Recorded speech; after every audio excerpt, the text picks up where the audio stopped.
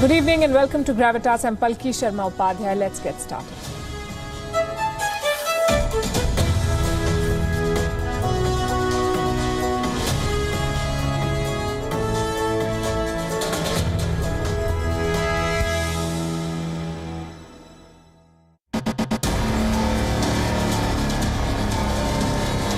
And is launching an ambitious new joint.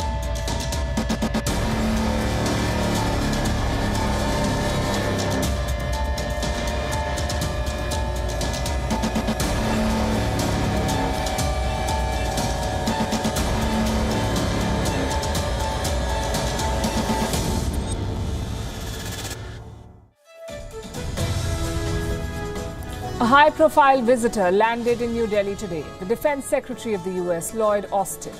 This is his first international visit. His destinations, Tokyo, Seoul and New Delhi. The other two are America's traditional allies, Japan and South Korea. India is the new major strategic partner, America's best bet, some would say, as it tries to tackle China. But India is much more than a counter. India is a major defence market. India is also the world's biggest democracy and an Asian giant. It's a win-win for the US. So the Biden administration's priority is clear. A week after Joe Biden had his first multilateral summit with the Indian Prime Minister, among others, he's dispatched his top minister to take the partnership forward. Lloyd Austin has met Prime Minister Modi and National Security Advisor Ajit Doval. He'll be in India for the next 2 days. He'll hold a range of dialogues. On Gravitas tonight, we'll discuss the significance of this engagement and what can be expected from this visit. Also on the show, from presidents calling each other names to foreign ministers cutting each other before the press, we discuss the new grammar of diplomacy. More policemen from Myanmar flee to India as the crackdown intensifies. The military is using Chinese tracking devices and AI, say reports, to zero in on the protesters. And Taiwan is facing a drought. The impact will be felt by the whole world. We'll tell you how. We begin as always with Gravitas Global Headlines. European nations will resume the use of AstraZeneca COVID vaccinations. The European Medicines Agency has ruled that the AstraZeneca coronavirus vaccine is safe and effective, despite some concerns over possible side effects and cases of blood clots in recipients.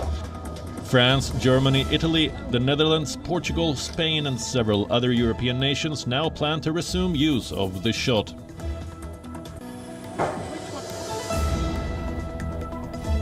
The French capital is set to go into a month-long COVID lockdown as the country fears a third wave. France has recorded more than 35,000 new infections within the past 24 hours. Some 21 million people in 16 areas of France will be placed under the measures from midnight on Friday.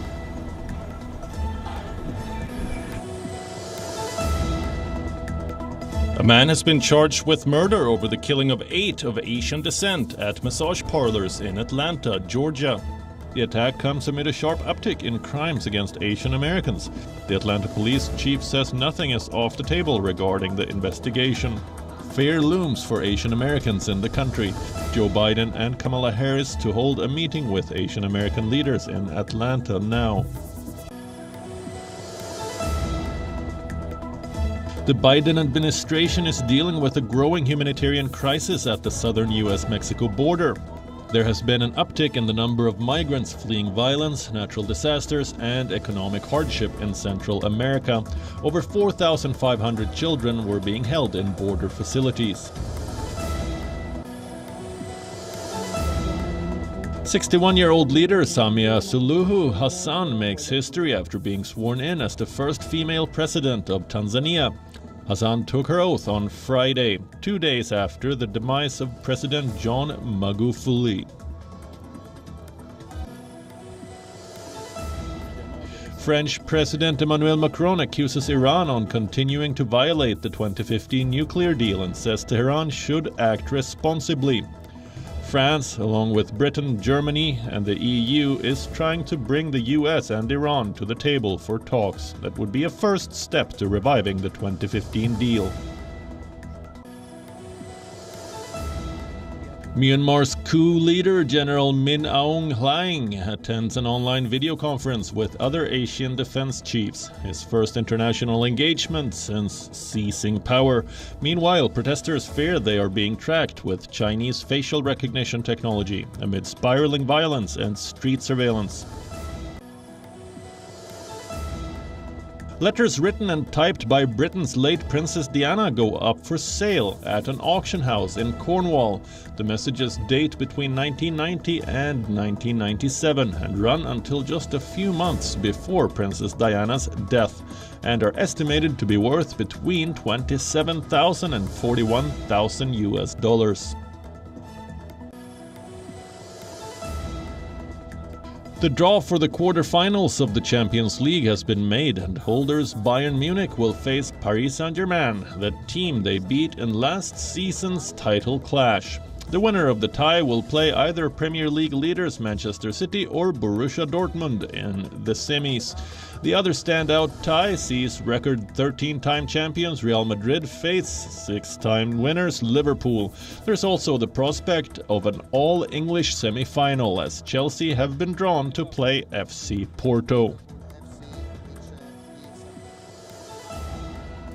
Men's world number 1 Kento Momota has been knocked out of the All-England Badminton Championships. The Japanese was beaten by Malaysian 6th seed Zia Ji Lee in the quarter-finals. 2019 All-England champion Momota was playing his first tournament since January 2020 after suffering career-threatening injuries during a car crash. He looked solid in the first 2 games of the event in Birmingham, but this time he failed to win the big points and eventually fell to a 16-21, 19-21 defeat in 55 minutes. US President Joe Biden has been in office for exactly 2 months now. Last week, he held his first high-profile international summit. India's Prime Minister Modi was present. This week, he sent his defense minister on a maiden tour. India is one of his destinations. What does the trend tell you? The US is focusing on its strategic relationship with India as top priority. This is the beginning of a new chapter in India's ties with the United States. The US Secretary of Defense, Lloyd Austin, is in India for the next 3 days. He will hold deliberations at the highest levels of the Indian government. The global press is tracking this engagement because the agenda is global, and it goes way beyond the Chinese military threat. What India and America decide could impact South Asia and Indo-Pacific. On Gravitas tonight, we'll tell you about America's game plan, how India's defense relationship is evolving with the US, and why New Delhi is critical to Joe Biden's plans. We begin with the latest. What happened earlier today? US Defence Secretary Lloyd Austin landed in New Delhi. In America, ministers are called secretaries. So you can say the American defense minister is visiting India. He's in charge of the Pentagon. He'll be here for 3 days, and this is the last leg of his first overseas tour as Defence Secretary. He went to Tokyo, then Seoul, and now he's in New Delhi. And this is significant. Remember, Japan and South Korea have been US defence partners since the Second World War. The US provides them military assistance. But India is not a traditional defense and strategic ally of the US. This visit is proof that America now sees India in the list of its top partners. It shows how defense and security ties will be a priority moving forward. So what will Austin do in India? He kicked off his visit today and met India's Prime Minister Narendra Modi. Over the next 3 days, he's scheduled to meet Defence Minister Rajnath Singh. He's also met National Security Advisor Ajit Doval, and he will perhaps meet India's External Affairs Minister S. Jaishankar. What is on the agenda? A whole lot of issues, from China's aggression to the Afghan peace deal and the security of the Indo-Pacific. A statement from the Pentagon says Austin will push for stronger bilateral cooperation in both the Indo-Pacific as well as the Indian Ocean regions. There is also talk of stepping up the security partnership. India and the US have had arms sales. They've seen technology transfers and defense agreements. In 2016, the US designated India as a quote-unquote major defense partner. Now is the time to take this forward to jointly tackle a common enemy, that is China. Austin has done the groundwork. As I told you, he's visited 2 countries, Japan and South Korea, to create a framework for closer cooperation. He made a pitch to South Korea for quote-unquote greater collaboration with the US and Japan. He discussed ways to rejuvenate trilateral security cooperation among South Korea, Japan and the US. And now he's in India, while his colleague, US Secretary of State or Foreign Minister, you could say, Antony Blinken, is holding a dialogue with the Chinese. Those talks are not going very well. We'll tell you more about them in just a bit. For now, let's focus on the pattern. America is holding simultaneous talks. On one hand, it is engaging with partners like India and Japan. On the other hand, it is talking to adversaries like China. This visit is to show China that the US has formidable allies in Asia. Now, let's tell you more about Austin himself. He's America's first African-American Defence Secretary. Austin has served for more than 40 years in the American Army. He has a lot of achievements to his credit. He was the first African-American general to command a theatre of war in Iraq. He was the first to serve as the commander of the US Central Command. This command is responsible for West Asia, including Egypt, Central Asia, and some parts of South Asia. So he has some experience in this region too. Austin believes that China presents the most significant threat going forward. During his confirmation hearings, Lloyd Austin had told lawmakers in the US that he wanted to elevate America's relations with India. And now with his first visit, Lloyd Austin is walking the talk. And as we discuss the Indo-US defense ties, let's also understand the largest strategic partnership that is at play. America is arguably India's most comprehensive security partner now. The collaboration extends from intelligence and maritime ties to space exploration and cyber cooperation. The US is also perhaps India's most comprehensive economic partner. That is, if we take into consideration research and development, education, technology, employment, energy and healthcare. And this partnership has progressed at a time when almost every other major bilateral relationship, be it with adversaries or allies, has experienced immense challenges. India is that one rare country on which both the Republicans and Democrats are on the same page. In fact, both parties compete sometimes to project themselves as the better partner for India. But how were the contours of this strategic partnership drawn? And how have the ties between the largest democracy and the oldest democracy evolved over the years? Here's a report.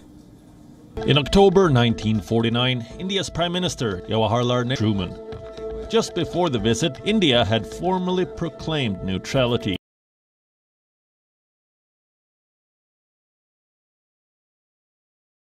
In the developing Cold War, India spearheaded the non-aligned movement. This led the groundwork for America's relations.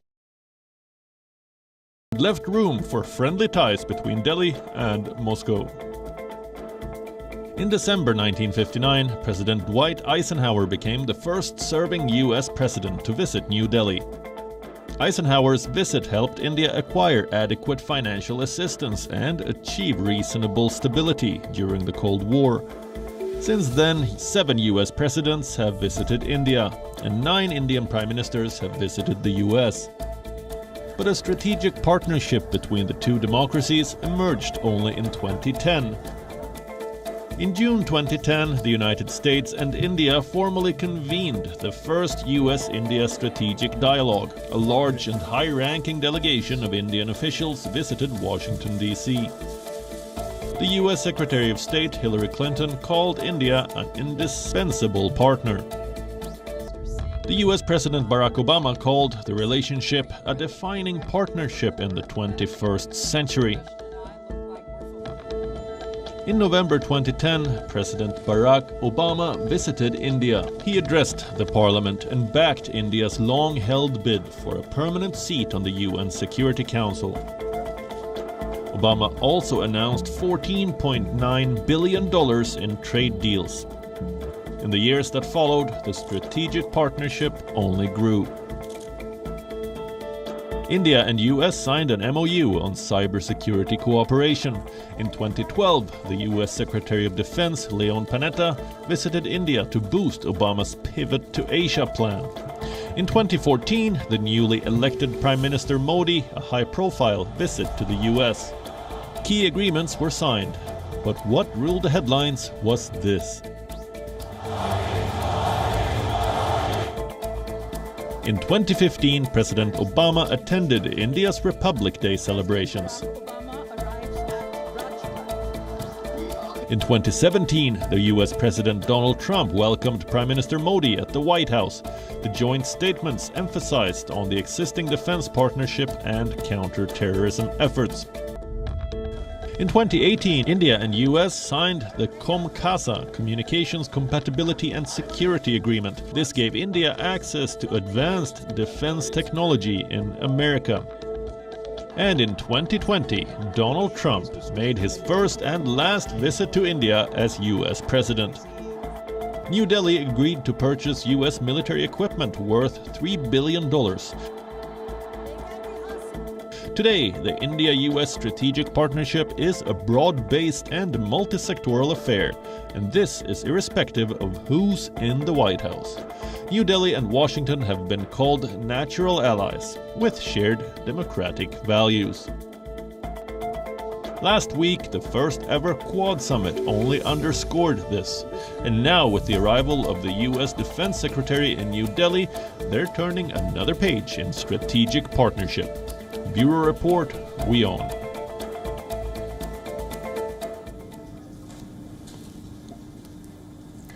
India is critical to America's Indo-Pacific plans, and this is the biggest signal from US Defence Secretary Lloyd Austin's visit. Here is why I say so. Number one, the Biden administration picked its defense secretary for its first high-profile visit to India. And number two, Austin's visit comes just a week after the first Quad summit. The signal is clear. You heard what's on the agenda. And now let's try and understand the geopolitics. Why is India central to America's Indo-Pacific plans? First things first, what is the Indo-Pacific? It is the maritime space between the Indian Ocean and the Western Pacific Ocean. This region is being called the geopolitical center of the world now. It is witness to rising Chinese aggression, growing interest of Western nations, and realization of India's indispensability. The UK recently said that India is an increasingly indispensable partner. In other words, New Delhi is central to its tilt towards the Indo-Pacific. It's no different for the United States. India is critical to America's Indo-Pacific plans. Let me tell you how. First and foremost, India and the United States share a common strategic vision. Both believe in free, open, and inclusive Indo-Pacific, and both understand the true nature of China's challenge. Reason number two, the US views India's emergence on the global stage as a counter to China. Here's what the US State Department has to say, and I'm quoting, the United States supports India's emergence as a leading global power and vital partner in efforts to ensure that the Indo-Pacific is a region of peace, stability, and growing prosperity. Here's why else India is central to America's defense policy. That's point number three. The two countries are defense partners. The US designated India as a major defense partner in 2016, and the very same year, India and America signed the LEMOA, the Logistics Exchange Memorandum of Agreement. What does it mean? It means that America and India can now use each other's bases for repair and replenishment of supplies. This kind of access is given to few. In 2018, India and the US signed the COMCASA, or the Communications Compatibility and Security Agreement. What does this mean?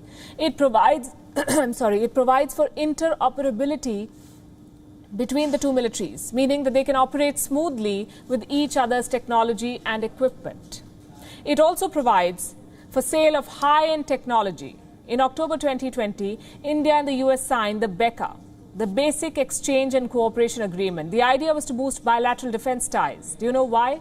Because both the countries have a common challenge in China. It has engaged India in a border standoff, and it is fighting a trade war with the United States. Point number four, India and the US share common values. Look at what Washington has to say, and I'm reading from the website of the US Department of State. The US-India partnership is founded on a shared commitment to freedom, democratic principles, equal treatment of all citizens, human rights, and the rule of law. The United States and India have shared interests in promoting global security, stability, and economic prosperity through trade, investment, and connectivity.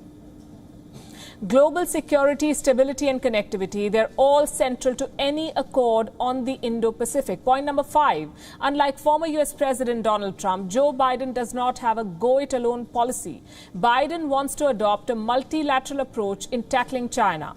And who better suited than a strategic partner that also happens to be the other giant in Asia? The Biden administration recently released its national security blueprint. It was called the Interim National Security Strategic Guidance. It read, and I quote, "We will deepen our partnership with India to advance shared objectives." Austin's visit is testimony to this commitment. The Quad Summit laid the groundwork for India-US strategic partnership in the Indo-Pacific. The visit of the US Defence Secretary is taking it a step forward. Earlier this evening, I spoke to Syed Akbaruddin, India's former permanent representative to the United Nations, someone who has also served as the spokesperson of the Ministry of External Affairs in New Delhi, as well as India's representative at the IAEA. And I put 4 simple questions before him. 1, how much of a shift are we seeing in foreign policy under Joe Biden as compared to Donald Trump? 2, what should India expect from the US Defence Secretary's visit? 3, how do we balance strategic autonomy with strategic alliances? And 4, how should India expect China to respond to this visit? Here's what he told us. Mr. Akbaruddin, welcome to WION. How are you, sir? Thank you very much. It's nice to be back on your show. When we last spoke, Joe Biden had been elected as US president, and we discussed that with the way America had handled the pandemic under the previous president, his priorities may be tilted more towards domestic affairs and foreign policy. But it seems that the Biden administration is very keen to work with foreign partners. Do you see this as one of the top priorities of his government right now, to engage with potential allies? Yes, it's pretty obvious that unlike the Trump administration, the discerning feature of the Biden administration is to look for partners, global partners who can work with them on a host of issues. And today, the distinction between addressing common challenges domestically and internationally is fading very fast, because many of these are transboundary challenges, whether it's climate change, whether it's pandemics, whether it's cybersecurity. There are a host of challenges which the Biden administration has to address, and these need partnerships. And so I think you're right that this is a distinction that is clear from the last administration. What can we expect from this 3-day visit in terms of tangibles? Visits always need to be looked at as landmarks, which are reflections of where we stand, because especially in defense areas, are addressed separately because they are longer term in nature. So what can we achieve? What can we expect? One, we expect this to be a reflection of the importance that the Biden administration places on ties with India. It comes just shortly after a very successful Quad Summit. Also, the Defence Secretary Austin is coming to India after visits to 2 US alliance partners in Asia. And India, a partner, which is not an alliance partner, has been given importance in terms of engagement. So, number one, it is a clear signal of the importance that the Biden administration places on ties with India. Number two, our defense ties are pretty expansive. Look at defense trade. Since 2008, our defense trade has amounted to something like $21 billion. This is a huge amount if you look at the previous decade before that. Number two, we are both committed to maritime security in the Indo-Pacific. Number three, there are a host of new challenges which are coming up, such as, say, cybersecurity. Increasingly, infrastructure, which is of critical nature, is becoming a target of state actors and non-state actors. And both the US and India has faced these challenges in the recent past. Again, there are a lot of defense requirements that India has, and it is looking for partners, and perhaps that will proceed further down the line. Finally, in our region, Afghanistan, the situation is evolving very fast there. India has vital interests, so does the US, and there is possibility of a greater understanding of where we are proceeding together on this front too. So there are a host of issues, some of them a little longer term in nature, some a little short, but all of them very important. You said visits should be viewed vis-a-vis where we stand rather than the outcomes.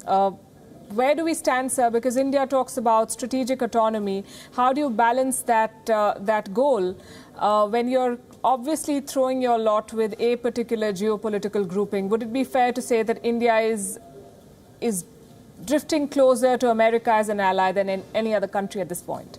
So you started by saying strategic autonomy.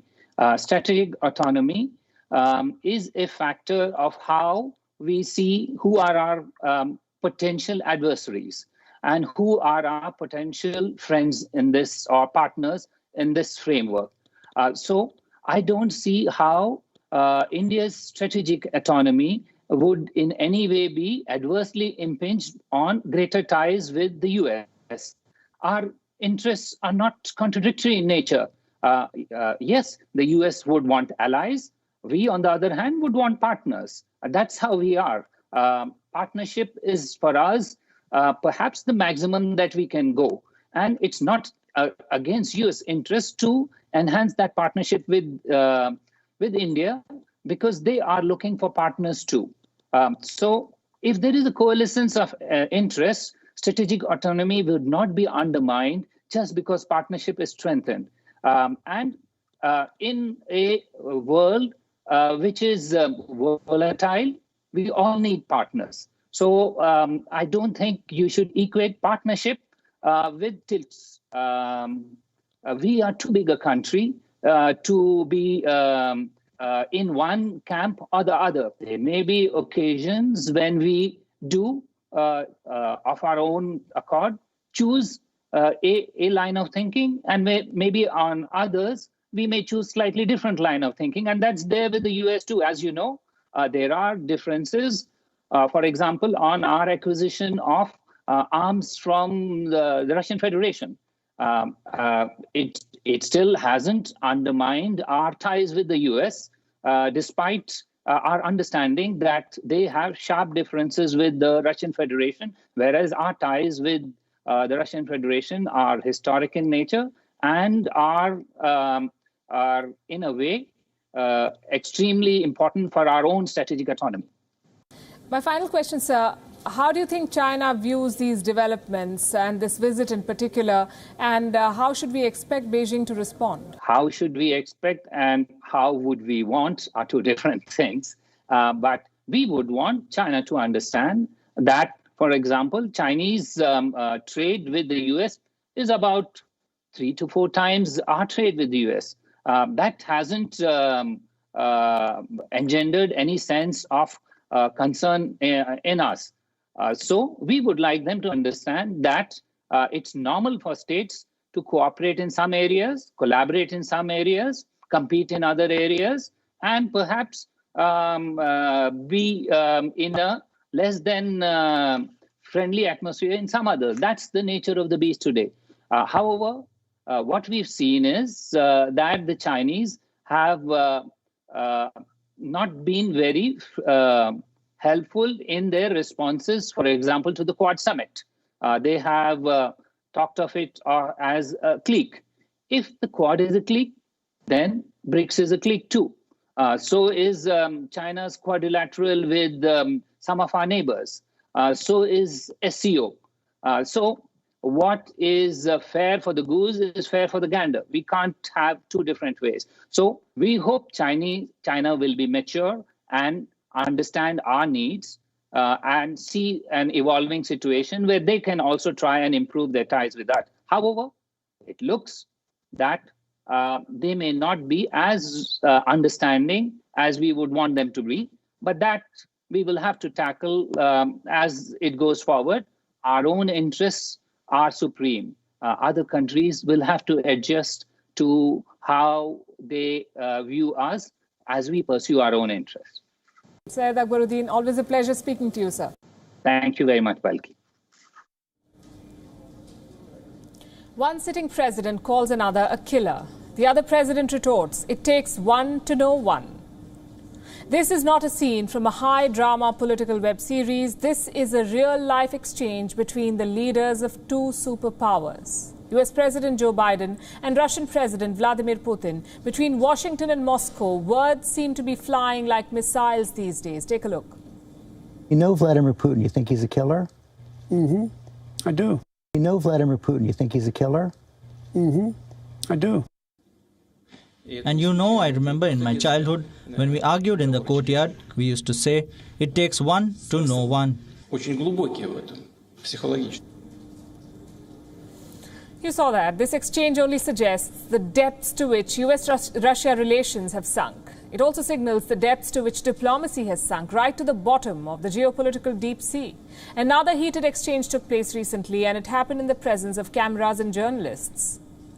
On one end were US Secretary of State Antony Blinken and National Security Advisor Jake Sullivan. They were facing off with China's senior-most foreign policy official Yang Chi and Chinese Foreign Minister Wang Yi. It was supposed to be the first high-level engagement under the Biden administration. It ended up being an ill-tempered and undiplomatic sparring match. You have to watch this. A confident country is able to look hard at its own shortcomings and constantly seek to improve. And that is the secret sauce of America. 我们把你们想得太好了，我们认为你们会遵守基本的外交礼节。 Well, I think we thought too well of the United States. We thought that the U.S. side will follow the necessary diplomatic protocols. 所以我们刚才必须阐明我们的立场。 So for China, it was necessary that we make our position clear. 我现在讲一句，你们没有资格在中国的面前说。 你们从实力的地位出发，同中国谈话。 So let me say here that in front of the Chinese side, the United States does not have the qualification to say that it wants to speak to China from a position of strength. 20年前、30年前，你们就没有这个地位讲这个话，因为中国人是不吃这一套的。 Now, the U.S. side was not even qualified to say such things even 20 years or 30 years back, because this is not the way to deal with the Chinese people. This is not the way to deal with the Chinese people. It's a bit rich coming from China that almost always deals with every country using aggression and intimidation. Anyway, the point we're trying to make here is that diplomacy today has become so abrasive and combative that it's nothing less than those cringe reality TV shows that some of us binge watch. So how did things come to such a pass? How did diplomacy become about name-calling and open bickering? Here's a report. World leaders insulting each other is not unprecedented. Diplomatic insults have been flying for decades. Richard Nixon once dubbed Canada's Pierre Trudeau as a pompous egghead. George W. Bush once called North Korea's Kim Jong-il a pygmy. Hugo Chavez called Barack Obama a poor ignoramus. And French leader Nicolas Sarkozy called Benjamin Netanyahu a liar. World leaders have long mocked each other. Then came Donald Trump. And all previous barbs hurled by world leaders turned pale in comparison. Mockery was his favorite tool. On Twitter, at campaign rallies, he was only a good vice president because he understood how to kiss Barack Obama's.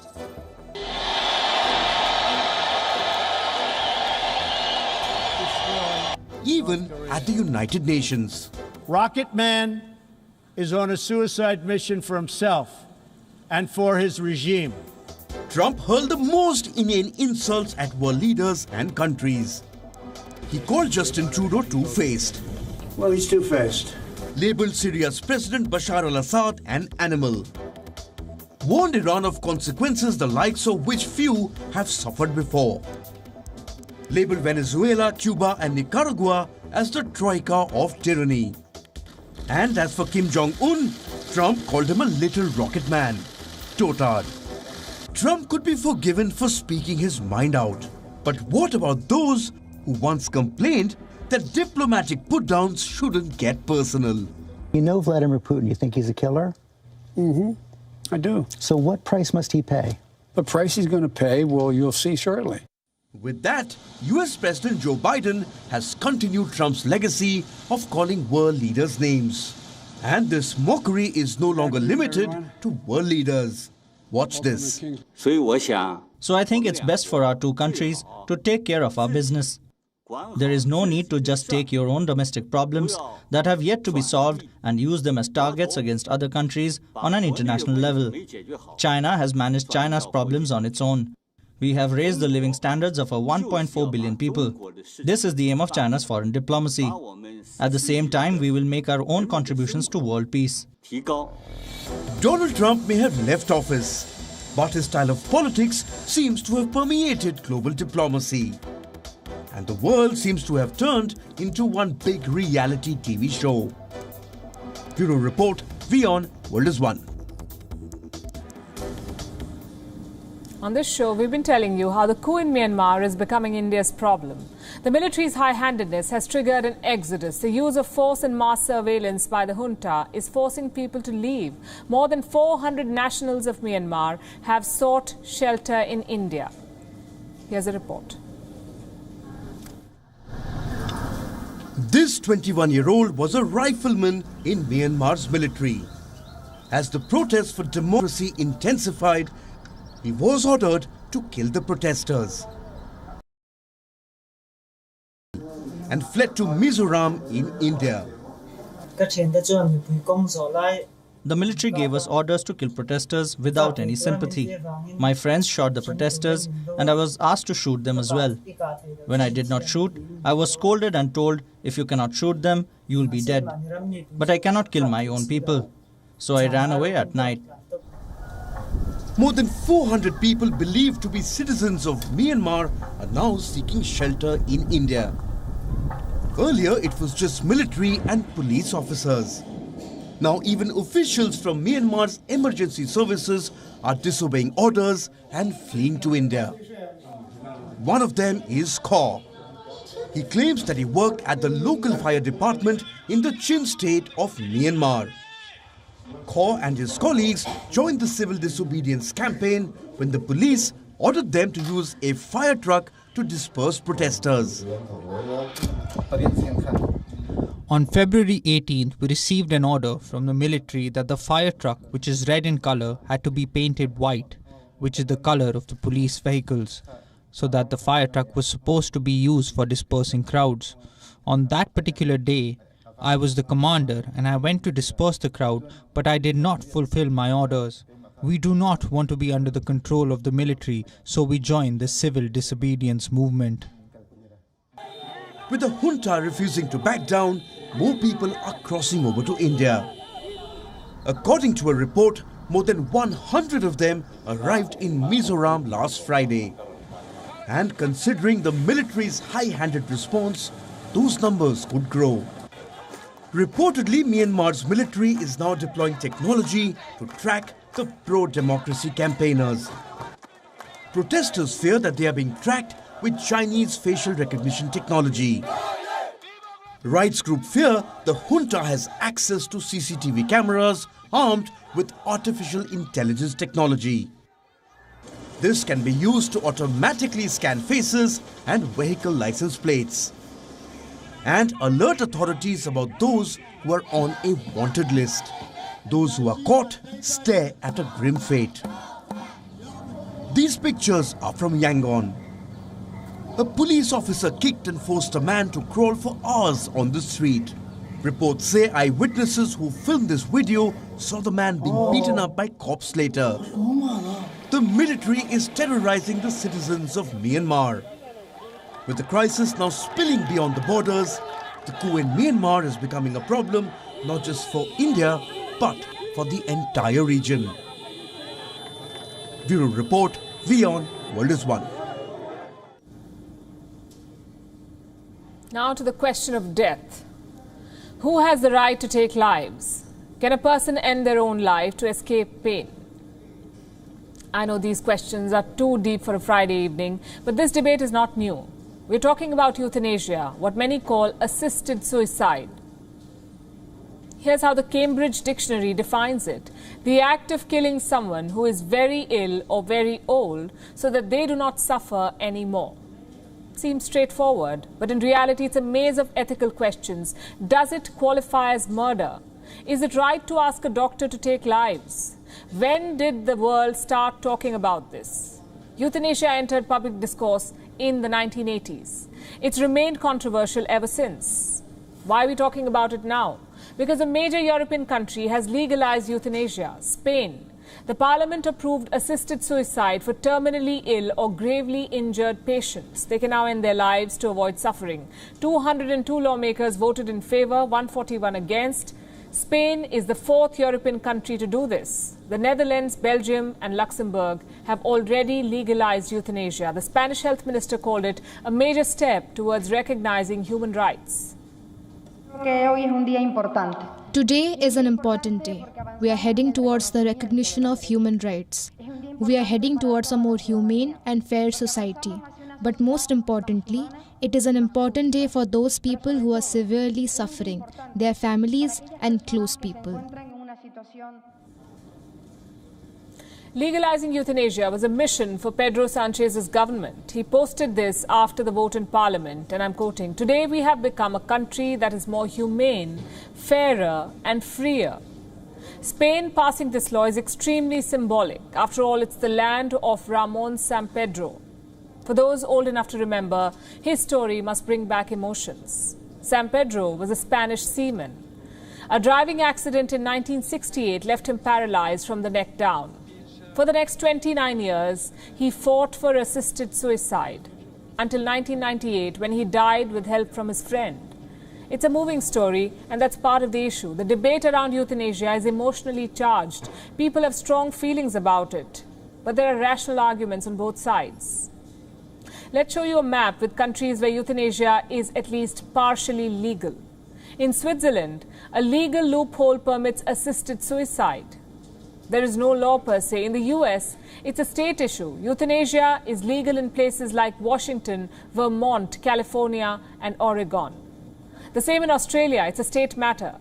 Now, some of you might be thinking, if a person wants to die, let him. But it's not so black and white. For instance, what threshold of pain mandates euthanasia? Who decides this threshold? And think about save lives. And we're asking them, the same people, to end lives. Plus, can any doctor say without a sliver of doubt that a patient is beyond rescue? Miracles do happen after all. But the most popular argument is sanctity of life. Do humans have the right to take another life? Religious groups often use this to lobby governments. What about the other side? What drives the Right to Die campaign? Their biggest argument is my life, my body, my choices. Euthanasia offers a chance to die with dignity, to escape unbearable pain. To draw out a hopeless situation is expensive, also emotionally draining. This might sound insensitive, but I'm just playing the devil's advocate. At the end of the day, death is a personal matter. Why should the state interfere at all? These are all compelling arguments. Whenever a country legalizes euthanasia, there's talk of a slippery slope. So how did Spain work around this one? With tight controls. The patient must be a Spanish citizen, first of all. They must have an incurable illness or an incapacitating condition. It requires 2 written requests, 15 days apart. The patient must be fully conscious and aware during this time. 2 doctors and a medical body must sign off on the process, and any medic can refuse to carry out the deed on moral grounds, strict conditions. But we'll have to see the implementation. So what's the verdict? Unfortunately, there isn't one. Euthanasia is a conversation. It's always evolving with time. New Zealand recently held a referendum to legalise euthanasia. Its people backed the move. By November this year, the law will be imposed. This isn't a one-size-fits-all scenario. There is inevitability in death. The question is, can that inevitability be preponed? And we don't want to end the show on that note, so we are talking about something more hopeful. Are we a step closer to defeating the deadly HIV? A woman in Argentina defeated AIDS naturally. Experts believe that this discovery brings the world closer to a possible cure. And there couldn't be a better time to defeat HIV. Around the world, you see, people are taking lessons from the Wuhan virus pandemic, and they're investing heavily on medical research and innovation. Here's a report. 38 million. That's the number of people living with HIV/AIDS around the world. They have new hope. A new cure that's proving to be effective. An Argentine woman in her 30s has defeated HIV. She is from Esperanza and only the second known person in the world to naturally overcome the virus. A group of Harvard scientists announced this. They said the patient had what they call an intact virus. Usually when a person has HIV, the virus attaches itself to their immune cell's DNA. It multiplies from there. But in this case, the virus seems to have settled into a gene desert. From here, it cannot replicate in the body or cause any harm. Experts say this report from Argentina brings the world closer to the possibility of a cure, and it's long overdue. Humanity has been battling this disease for a century. It is widely believed that HIV originated in Congo around 1920. That's when the infection jumped species from chimpanzees to humans. By the 1980s, it had spread worldwide, infecting millions of people and killing almost 800,000. But a cure remained elusive. Even today, the World Health Organization refers to the HIV outbreak as an epidemic. And lack of funding for potential cures has set us back. According to a report, funding has regressed in recent years, especially in the developing world, where it declined by 7% between 2015 and 2016 alone. If the ongoing Wuhan virus pandemic has proved anything, it's this. Funding towards medical research pays off. The world is spending billions to fight the pandemic. As a result, we've seen some major medical breakthroughs. One of the biggest success stories are genetic vaccines. Earlier, shots used a weakened or a dead virus to develop immunity. But the new vaccines take a small part of the genetic information of the virus and use the cells of the body to spark an immune response. This means scientists can now design a cure within days, instead of months or years. Experts believe this breakthrough could be replicated to eliminate chronic infections or cancerous cells. The pandemic also led to the rise of wearable health tech, devices that can measure a person's temperature, heart rate and oxygen levels, among other things. The same technology can be used to not just detect symptoms of the Wuhan virus, but even food poisoning outbreaks and seasonal flu episodes. Last year, some highlighted the benefits of bioprinting, or printing human tissues to test potential treatments for the Wuhan virus. A team in America printed miniature lungs and colons to test drugs. The same technology can potentially be used to test treatments for cancer and other diseases. Even print full-size organs for transplants. The pandemic has taught the world the value of good health. Perhaps if medical science gets more financial assistance, the battle against HIV can also be won. Bureau Report, WION World is One. With that, it's a wrap. We're leaving you with Gravitas images. Thanks very much for watching. Have a good weekend.